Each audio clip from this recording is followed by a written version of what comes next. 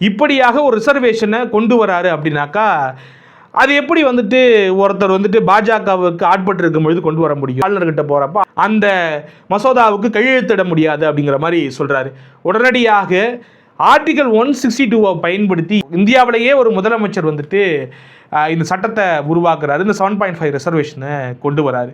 அப்போ இப்படியாக செயல்படக்கூடிய ஒரு இயக்கம் வந்துட்டு அந்த சிந்தனையிலிருந்து விலகிடுச்சின்னு சொல்றது எந்த அளவுக்கு உண்மைன்னு எனக்கு தெரியல. மாற்றுத்திறனாளிகளுக்கான இடஒதுக்கீடு அம்மையார் ஜெயலலிதா அவர்கள் வந்து தங்களுடைய ஆட்சி காலத்தில் கொண்டு வந்தாங்க. அது 3% கொண்டு வரப்பட்டது. அதை வந்து 4% உயர்த்துறாரு எடப்பாடி பழனிசாமி அவர்கள். அப்போ மாற்றுத்திறனாளிகள் யாரு? மாற்றுத்திறனாளிகளால் வந்துட்டு நம்மளோட சமதளத்தில் போட்டியிட முடியுமா? போட்டியிட முடியாது. அதற்காகத்தான் அவர்களுக்கு இடஒதுக்கீடு கொண்டு வரப்பட்டது.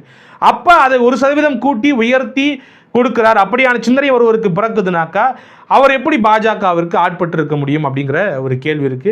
அந்த சிந்தனை உரியவர் வந்துட்டு எப்படி வந்துட்டு திராவிட சிந்தனை அற்றவராக இருக்க முடியும் அப்படிங்கிறது ஒரு கேள்வியா இருக்கு. மூன்றாவது, ஸ்போர்ட்ஸ் கோட்டா.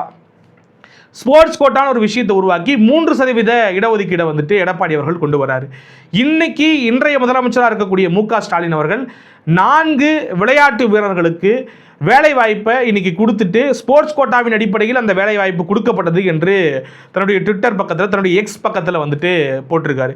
அப்போ இது எடப்பாடி பழனிசாமி அவர்கள் கொண்டு வந்த இடஒதுக்கீடு தான் எத்தனை பேருக்கு தெரியும்? இவர் வந்து திராவிட விழுமியங்களிலிருந்து விலகி இருந்தால் இந்த 3 இடஒதுக்கீடுகளை கொண்டு வந்திருக்க முடியுமா? நான் வந்து வெறும் இடஒதுக்கீடு அடிப்படையில் மட்டும் அவங்க செய்த சமூக நீதி வேலைகளை சொல்லிக்கிட்டு இருக்கேன். இப்படியாக ஒரு அரசியல் கட்சி, ஒரு இயக்கம் வந்து செயல்பட்டு இருக்கிறது, 4.5 ஆண்டுகள் செயல்பட்டு இருக்கிற எடப்பாடி பழனிசாமி தலைமையில் அப்படின்னு பொழுது அது எப்படி வந்துட்டு பாஜகவுக்கு ஆட்பட்டு விட்டது, திராவிட கருத்தியிலிருந்து விலகி விட்டது அப்படின்னு குறிப்பிட முடியும்னு எனக்கு தெரியல.